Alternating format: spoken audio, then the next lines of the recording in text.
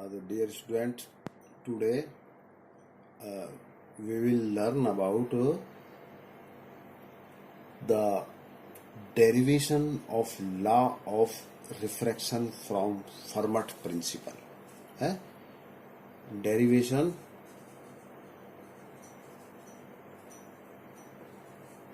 of law of refraction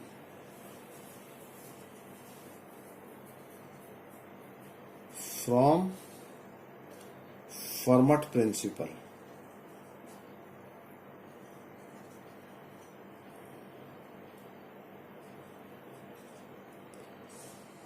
तो हिंदी में कहें हम फर्मट के नियम से अपवर्तन के नियम की स्थापना। फर्मट नियम से अपवर्तन नियम की स्थापना। फर्मट नियम से अपवर्तन नियम निकालना है हमको। तो अपवर्तन नियम तो आप जानते हैं, स्नेल्स लॉ है। अपवर्तन नियम क्या है? दूसरा नाम है इसका अपवर्तन नियम का स्नेल का नियम।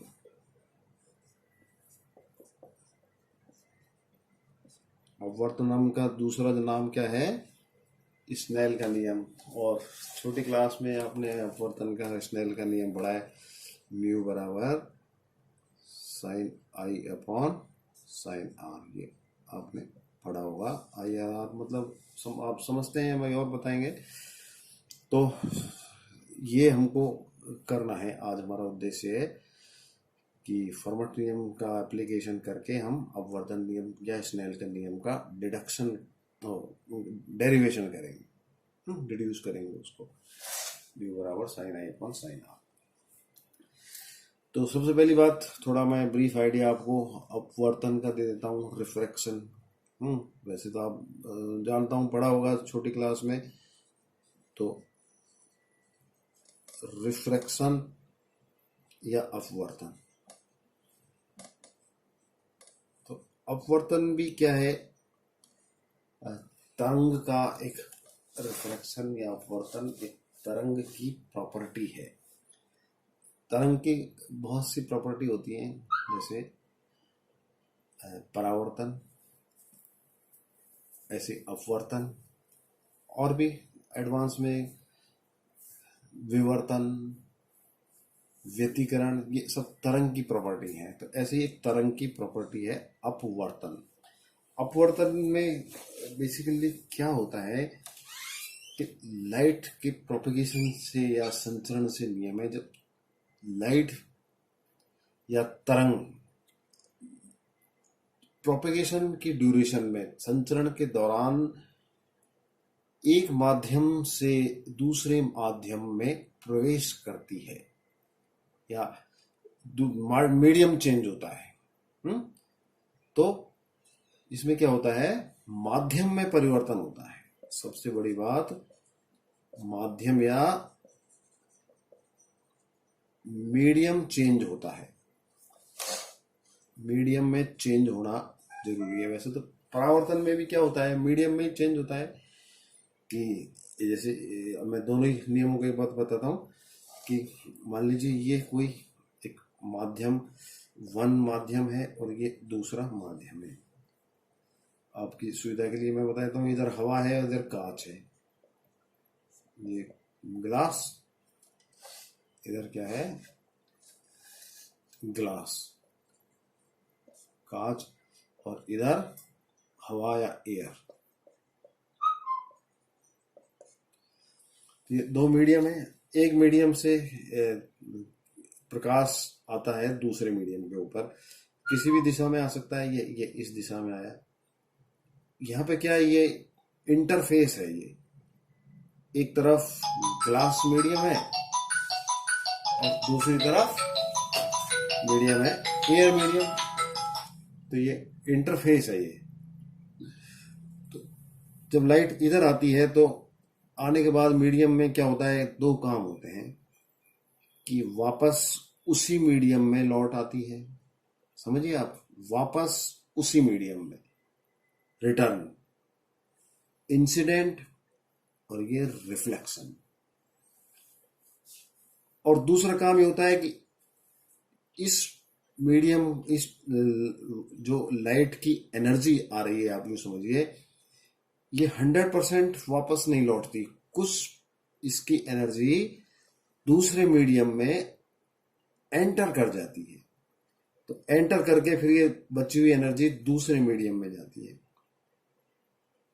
तो यहां से जो इंसिडेंट रे थी वो दो रेज में बट गई, एक रिफ्लेक्टेड या परावर्तित किरण, दूसरा अपवर्तित किरण। तो एक तो कौन सी घटना हुई, परावर्तन हुई जो सेम मीडियम में हुआ, रिफ्रैक्शन हुई जो वो दूसरे मीडियम में गई, रिफ्रैक्शन या रिफ्लेक्टेड वेव। तो इसे हम कहेंगे रिफ्लेक्टेड वेव। कौन सी, रिफ्लेक्टेड, और ये हुई रिफ्रैक्टेड,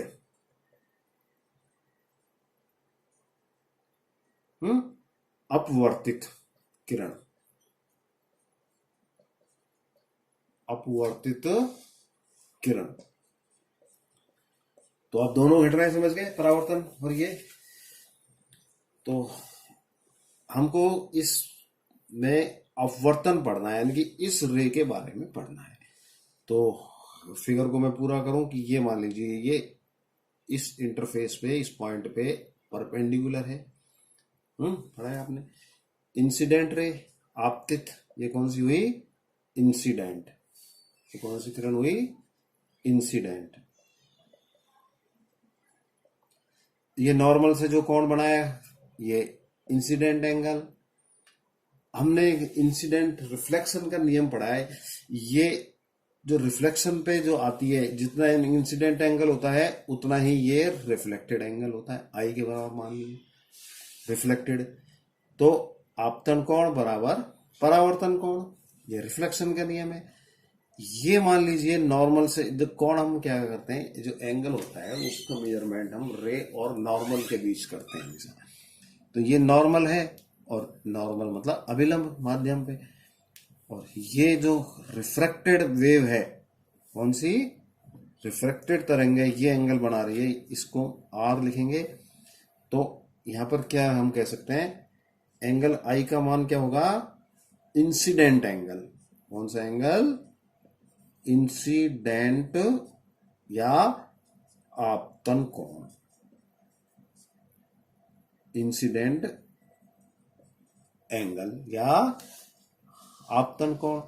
और एंगल आर क्या हुआ, देखिए यहां पर रिफ्रैक्टेड एंगल। कौन सा angle, refracted, REFRA, refracted angle या अपवर्तन कोण। कौन सा कोण, अपवर्तन कोण। तो अपवर्तन में क्या होता है, लाइट एक मीडियम से आती है और दूसरे मीडियम में एंटर कर जाती है, घुस जाती है। अगर एंटर नहीं करती है तो इसका मतलब पूरी की पूरी किरण जो लाइट है वो वापस पहले मीडियम में रहती है। तो वो ऑब्जेक्ट कहलाते हैं पूर्ण परावर्तक या परफेक्ट रिफ्लेक्टर। पूर्ण परावर्तक या परफेक्ट रिफ्लेक्टर।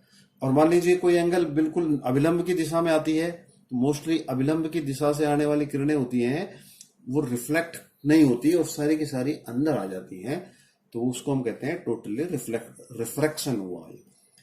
तो जो रिफ्रैक्शन या इसका नियम है, जो स्नेल का नियम है, अब हम देखिए ये मीडियम है ना, मीडियम में इसका एक गुण होता है मीडियम का, उसे कहते हैं अपवर्तनांक। देखिए छोटी क्लास में आपने पढ़ा होगा, एक गुण होता है क्या, अपवर्तनांक या रिफ्रैक्टिव इंडेक्स। क्या चीज, अपवर्तनांक या रिफ्रैक्टिव इंडेक्स। रिफ्रैक्टिव इंडेक्स, और इसे हम रिप्रेजेंट करते हैं म्यू से। तो ये अपवर्तनांक है या जो रिफ्रैक्टिव इंडेक्स है, ये माध्यम या मीडियम की प्रॉपर्टी होती है। तो हम ऐसा कहें जैसे मीडियम बदल गया तो उसका रिफ्रैक्टिव इंडेक्स बदल गया। ये समझे एयर है, उसका रिफ्रैक्टिव इंडेक्स 1, ऑलमोस्ट 1 होता है। वैक्यूम है, उसका एग्जैक्टली 1 होता है। तो एयर का 1.0 कुछ 00 ऐसे नियर टू 1। और जो ज्यादा डेंस मीडियम हो गया, जैसे अब डेंस मीडियम मतलब सघन माध्यम कहें, जैसे ग्लास है या वाटर है, ये दोनों क्या है, वैसे तो जो ट्रांसपेरेंट मीडियम है ये, इसमें से वेव लाइट की निकल जाती है, वाटर ग्लास में से भी चली जाती है, कांच में से। लेकिन ये एयर के कंपैरिजन में डेंस मीडियम है, सघन माध्यम है। सघन माध्यम को आप यूं समझिए, जब उसके जो मटेरियल जिससे बना होता है ना, जैसे एटम कहते हैं या मॉलिक्यूल कहते हैं, वो जब पास पास जितने पास होंगे वो उतना ज्यादा उसका डेंस मीडियम होगा, रिफ्रैक्टिव इंडेक्स ज्यादा होगा। तो यहाँ पर अपवर्तन का नियम देखिए, ये मैथमेटिकल फॉर्म है, म्यू बराबर ये वाला।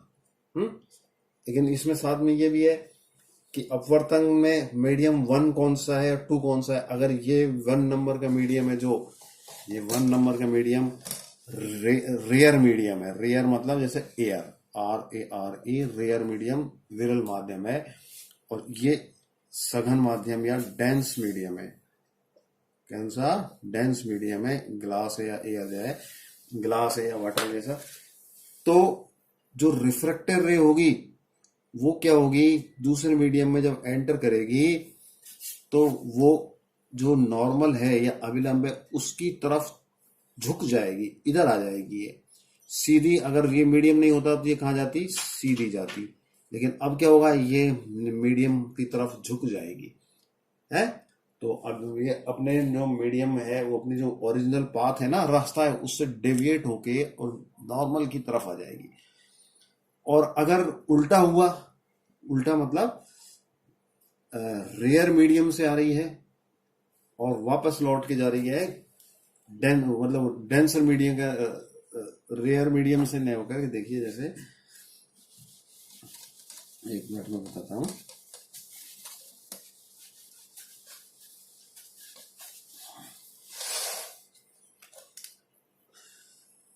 जैसे यहाँ पर वाटर है, ये क्या है, पानी है, और ये इधर हवा है। अब लाइट का सोर्स रखा हुआ है कहाँ पर, पानी के अंदर। अब ये डेंस मीडियम है, ये कैसा मीडियम है, ये डेंस मीडियम है। और ये एयर है, जो हवा है, ये रेयर मीडियम है। अब ये लाइट की वेव है जो इधर पानी में या डेंस मीडियम में से इस इंटरफेस पर आती है, और इस इंटरफेस से आएगी तो क्या होगी, ये वापस रिफ्लेक्ट होगी और कुछ पार्ट दूसरे मीडियम में चला जाएगा। तो ये तो रिफ्लेक्शन हो गया इसका, तो ये तो पानी का पानी में आ गई, और ये नॉर्मल है। तो अभी मैंने आपको बताया कि जब ये इंसिडेंट रे डेंसर मीडियम में ओरिजिनेट होती है और रिफ्लेक्टेड होती है, किससे, रेयर मीडियम से रिफ्लेक्ट होती है, तो दूसरे मीडियम में ये इस नॉर्मल से दूर हट जाती है, ये इस तरफ जाएगी ये। तो यहां पर ये कौन सा एंगल हो गया, एंगल ऑफ रिफ्रैक्शन, ये एंगल ऑफ इंसिडेंट।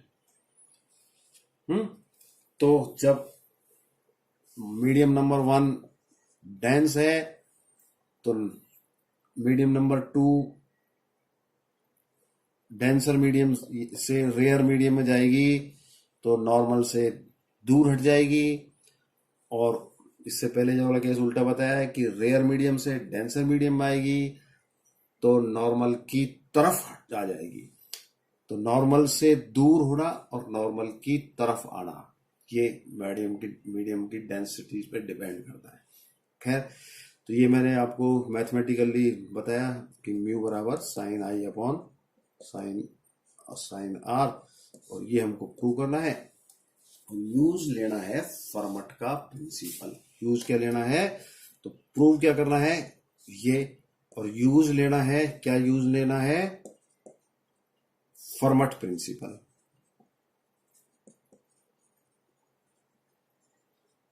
तो अब मैं क्या करता हूं, आपको एक एक्सपेरिमेंटल अरेंजमेंट बनाता हूं, है, एक एक्सपेरिमेंट अरेंजमेंट बनाते हैं और फिर हम उसमें फर्मट प्रिंसिपल क्या है वो तो आप जानते हैं, और फिर उसको यूज लेंगे। क्या हो रहा है देखिए, आप अब इस फिगर को समझिए। सिंपल वही फिगर है, ये मान लीजिए ये एक इंटरफेस है। ये इसके इधर की तरफ रिफ्रैक्टिव इंडेक्स म्यू2 माध्यम रखा हुआ है, और यहाँ पर रिफ्रैक्टिव इंडेक्स म्यू1।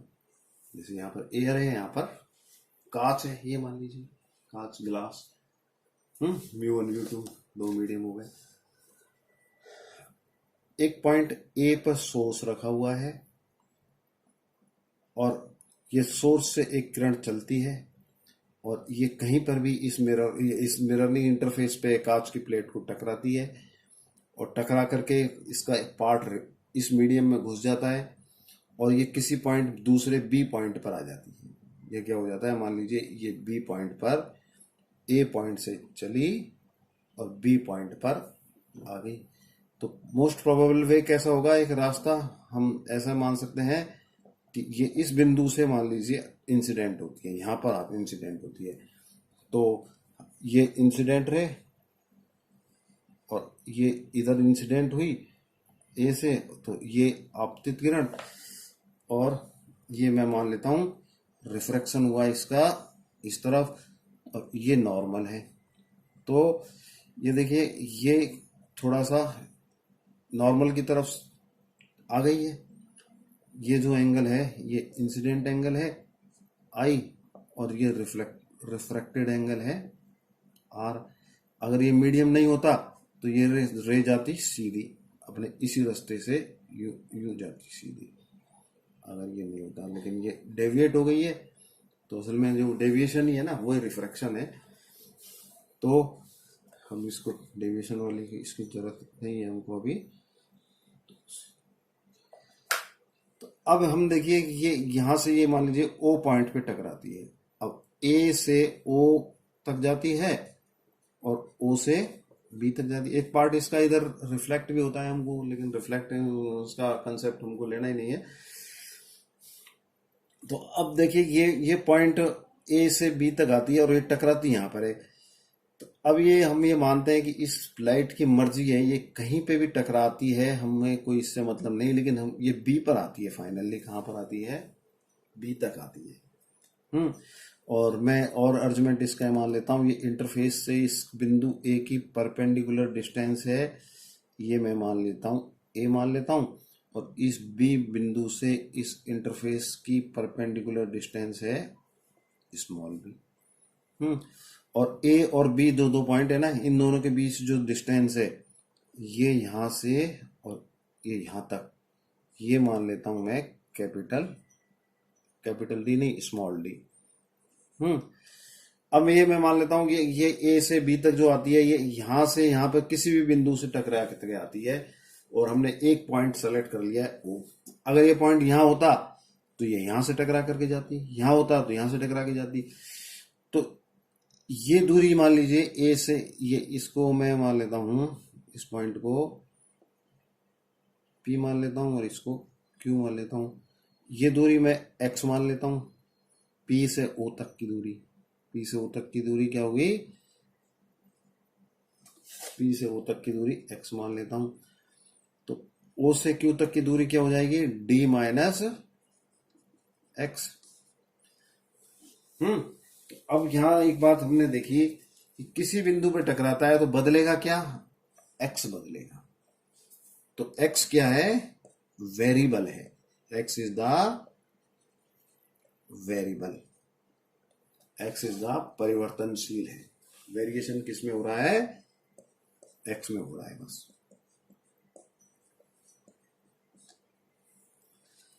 तो अब हम आ जाते हैं फर्मट प्रिंसिपल पे। किस पे आ जाते हैं, फर्मट प्रिंसिपल से।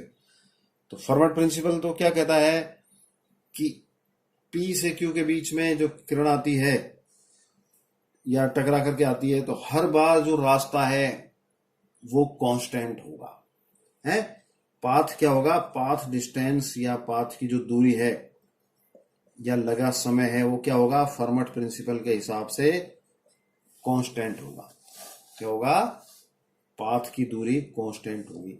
तो हम क्या करेंगे, पाथ की दूरी निकाल लें और उसको कांस्टेंट है, इसका मतलब उसका अवकलन है वो शून्य होगा। ये होगा ना, कांस्टेंट का अवकलन शून्य होगा। तो हम दूरी निकालें, हम तो तय की गई दूरी निकालें। तय की गई दूरी को डिस्टेंस, ट्रेवल्ड डिस्टेंस, कहां से कहां तक, ए से ओ तक और ओ से बी तक। तो ये हो गई ए ओ प्लस ओ बी। लेकिन अब एक बात है, ये तो ज्योमेट्रिकल डिस्टेंस बताई है मैंने फिगर के हिसाब से, A O plus O B. Light इधर म्यू वन मीडियम में तय करती है डिस्टेंस, यहां पर लाइट म्यू टू मीडियम में तय करती है, दोनों का रिफ्रैक्टिव इंडेक्स। तो ज्योमेट्रिकल डिस्टेंस तो ए ओ है, तो ऑप्टिकल डिस्टेंस कितनी हो जाएगी, म्यू टाइम्स हो जाती है, आपने पढ़ा होगा। तो ऑप्टिकल डिस्टेंस हम कैलकुलेट करेंगे। तो तय की गई दूरी कौन सी होगी, ऑप्टिकल होनी चाहिए। कैसी होनी चाहिए, ऑप्टिकल, नॉट ज्योमेट्रिकल। तो म्यू वन मीडियम में तो कितनी दूरी तय करता है, ये ए ओ दूरी तय करता है, और म्यू टू मीडियम में ओ बी दूरी तय करता है। तो ये डिस्टेंस हम मान लेते हैं एल मान लेते हैं, और ये कांस्टेंट होनी चाहिए। फर्मट प्रिंसिपल कहता है लाइट कोई से भी रास्ते से जाए तो ये होगी कांस्टेंट। क्या होगी, कांस्टेंट। तो फर्मट प्रिंसिपल क्या कहता है, पाथ या दूरी एल बराबर कांस्टेंट, एक्स पर निर्भर नहीं करती। एल एक्स पर डिपेंड नहीं करती, नो डिपेंडेंसी है। तो इसका मतलब D L upon D x बराबर 0, D L upon D x. तो हम क्या करते हैं, एल की वैल्यू अब ज्योमेट्री से निकाल लेते हैं। एल बराबर म्यू वन और ए ओ, चित्र की सहायता से ए ओ और ओ भी निकालें। तो हम देखिए ए ओ किसके बराबर है, आ जाएंगे दोबारा चित्र पे। ये ओ, ए ओ विकर्ण है। ए ओ क्या है, विकर्ण है। ए ओ हाइपोटेनियस, और ये किसके बराबर हो गया, under root A square plus X square. Hypotenuse मतलब विकर्ण। इस सर्किल में, कौन से सर्किल में, एपीओ सर्किल में। सर्किल कौन, सर्किल नहीं, ट्रायंगल। ट्रायंगल कौन सा, एपीओ। ऐसे ही दूसरी डिस्टेंस ओ बी, ये भी हाइपोटेनियस है, विकर्ण के बराबर होगा। और ये किसके बराबर होगा, ये ओ बी, ये विकर्ण है।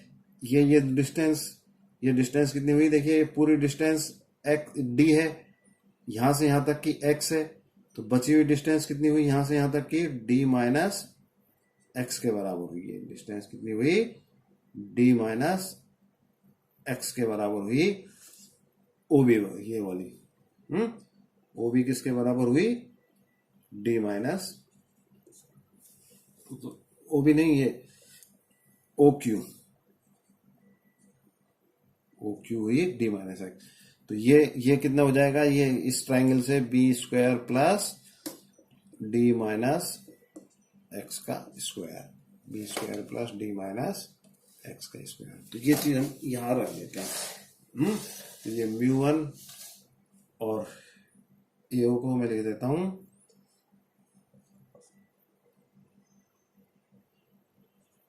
ए square plus X square plus mu two, और इसको लिख देता हूं मैं B square plus D minus x का होल स्क्वायर। अब D L upon D X निकालें इससे। तो मैथ्स के स्टूडेंट हैं तो वेरी सिंपल, अवकलन कर लीजिए। म्यू वन तो कांस्टेंट हो गया, इस अंडर रूट का अवकलन क्या हो जाएगा, 2 under root A square plus X square और 2x, जैसे हमने रिफ्लेक्शन में किया था, और म्यू टू, और इस अंडर रूट क्वांटिटी का अवकलन क्या हो जाएगा, 2 under root B square plus D minus x का होल स्क्वायर, और इसका हो जाएगा 2d माइनस एक्स, और साथ में -1 का और मल्टीप्लीकेशन हो जाएगा। तो ये इसका अवकलन हुआ, ये वाली चीज का dl अपॉन dx। और फर्मट प्रिंसिपल क्या कहता है, dl अपॉन dx बराबर 0। ये है फर्मट प्रिंसिपल, ये समझ लीजिए आप, फर्मट प्रिंसिपल है ये। तो भाई अब इसको बराबर 0 कर दिया हमने, इसको क्या किसके बराबर 0 कर दिया। अब इसको मैथमेटिकली आप थोड़ा सा इजी कर लीजिए। अब मैं ये फिगर वगैरह हटा देता हूं और इसको मैथमेटिकली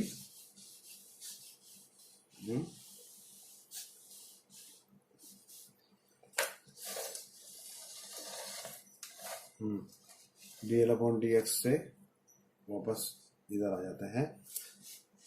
तो ये 0 के बराबर है, तो यहां क्या बचा, एक तो μ1 बच गया,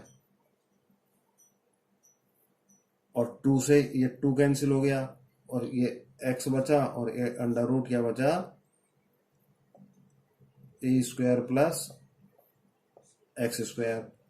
और यहां पर ये -1 था, ये -1 था ना, ये -1 को ये माइनस कर दिया, तो ये μ2 बचा यहाँ पे, ये μ2, और 2 से 2 कैंसिल कर दिया, और ऊपर बचा d माइनस एक्स बचा, और यहां फिर बचा b square plus D minus x का होल स्क्वायर, और ये बराबर 0। तो इसका मतलब μ1 एक्स बटे under root A square plus X square बराबर μ2 D minus x upon under root B square plus D minus x का स्क्वायर।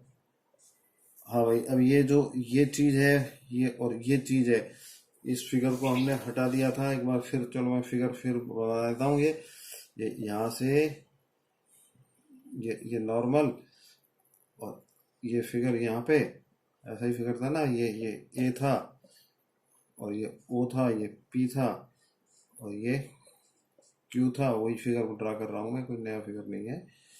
ये ए डिस्टेंस है, ये बी डिस्टेंस है। तो यहाँ देखिए आप, x अपॉन अंडर रूट ये डिस्टेंस x, और ये डिस्टेंस d माइनस एक्स। ये एंगल इंसिडेंट एंगल I, तो ये इसका अल्टरनेट एंगल I हो गया, और ये रिफ्रैक्शन एंगल I R, तो ये इसका रिफ्रैक्शन एंगल R हो गया।